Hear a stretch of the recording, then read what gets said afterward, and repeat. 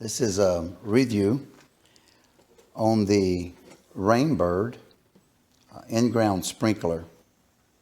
I call it the Click and Go Hose Connect. Covers up to 5,200 square feet, and that's a picture of it in operation, but we'll show you the actual device operating a little later in the video. Covers 5,200 square feet. Now, obviously, that coverage is going to depend on the water pressure at your home coming through your water hose. And I do suggest that you use at least a 3/4 inch, if not a 1 inch water hose to allow maximum flow of water out of your spigot. Here they're showing you, you'll need a shovel, what it looks like when it's installed and it operating. I would say that you would probably be better off using a post hole digger if you have one of those. They're showing you here how you would connect the water hose, and so the sprinkler head is here.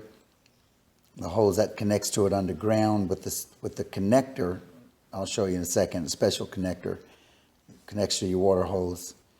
You turn your water hose on and of course, boom. They're letting you know here that it is attached. When it's in ground, it's level with the ground. And that way a lawnmower or a weed eater will not be affected by it. So this is the sprinkler. And, really nice. It's a Rainbird. Rainbird is an excellent brand. And my irrigation system, I have 2.5 acres, 6 large zones with a large irrigation pump. And everything I have is Rainbird. And it works works fantastic. And so basically you've got the sprinkler that's going to, go into the ground like they showed you on the box. The sprinkler what's going to connect to the sprinkler is this hose with a connector for your water hose at the other end. So you're going to tighten this in there, put this guy in the ground. This will be under the ground as well, going across. And then I'm sure you've seen these type of connectors. They're really nice, very convenient. You can see it'll snap right on, just like that. And they hardly ever leak. And you want to take it off, you just pull up on the green and pow, it comes right off. Your water hose is going to attach itself right here to this end. So you basically would just take your water hose, and this is going to be buried on the other end. So when this is done, what you're going to have is this guy right here in the ground, and this guy is going to be snapping on. So when you look in there, you're going to see that spigot connector. And that is where the water hose would go. You push right in there and go snap. Then when you're done watering the area, about 5,200 square feet, it comes with a nice lid that tightens so that, keeping, maybe little animals and bugs, more importantly, covering up the hole. So if a child or someone is running, their foot doesn't slip down inside of this big hole in your ground and hurt themselves. And so this lid just protects the spigot from so much. And it's just an incredible system. It's made out of strong plastic, and just a great design. I wish it was a little more portable than it is. It's sort of permanent once you put it in the ground. I mean, you can move it if there was a different area that you wanted to use it to water. I mean, you certainly can move it. You can pick it up and fill in the holes that you have and just go move it to a different area. But remember, you have to be in reach. You have to be in reach of a water hose. And you don't want to be too far away from the water hose, because the longer you have to run that water hose, if you're going 100, 150 feet, you are losing water pressure. And you need as much water pressure as you can get to cause this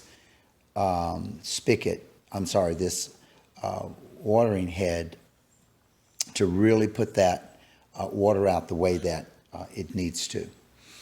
So try to locate it near a water hose. It's very easy to install, and we'll show you that here in just a moment. And the parts are so simple to assemble, and especially your use for this would be like if you had a small garden you wanted to water, but you didn't want to run out an expensive irrigation system, or if you had a small front yard or backyard, you could use it. In my case, I got this because I just put some fresh sod. We redid our pool and we put a fence up, and I put some fresh sod right around the outside of that aluminum fencing around our pool. And I need to keep it watered, and I don't want to run my entire irrigation system as much as it's going to be needed to actually water this sod. I mean, the sod needs to be watered twice a day for a very long time, for a length of time, 30 minutes, 45 minutes. Then we can, until it takes root. So this way I can manually go out, turn my water hose on, and let it run, then turn it off and water the sod. All right, so I'm gonna go get me a post hole digger, and as you can see, I am going to dig a hole about right here, and then I'm going to dig another hole about right here. First hole is going to be digging up deep enough to put this in. The second hole, after I dig the little trench for this guy, I'm going to be putting this right on top of the spigot here, and they'll be flat to the ground. So I'm going to do that, and then I'll show you what it looks like when it's in the ground. All right, so this is with it in the ground. You can see the green lid, that's where the water hose spigot would go, and then the black lid is the actual sprinkler head. And so we'll be hooking up the water hose in just a second and letting you see. Now, I do want to say, when I put it in the ground, make sure you keep your dirt close by, because you're going to have to backfill the hose a little bit, and you're going to have to take your hands and sort of lift the sprinkler head and the container that has the spigot in it, lift them to ground level, and then you have to put dirt underneath that to keep it at that level. Once you pack the bottom, then you can just fill it in with no problem. Another thing too, you'll either want to put a piece of tape over the spigot that's in where the green lid is, so no dirt gets down inside of that spigot, because when you plug the hose in, it'll push that dirt up into the sprinkler head. So you want to put a piece of tape over that, or you want to put your finger over it while you backfill the dirt underneath it. Okay? All right. So using the special connector given that comes with the rainbird sprinkler head, this system here, I have connected my water hose. You can see my water hose is going down. Now I am only using a 25-foot hose. I'm within 25 feet of my spigot, and I'm using a 3/4 inch hose. I will see how it works. I may need to go to a 1 inch just for maximum flow of water. Okay, so we've turned the water on, and I adjusted my sprinkler because I'm only watering a very narrow strip of grass. some sod that I put around my fence on my pool. Now that water is shooting out about 25 feet. And so if we increase the water pressure, which I'm on well water, so I think my pressure is about 50 pounds. Of course, that would increase how far it's shot. Also, there's a little knob right by the sprayer that allows you to adjust the angle. And then you can see in the video the those silver tabs there, if you'll look. That is what adjusts how far it will turn.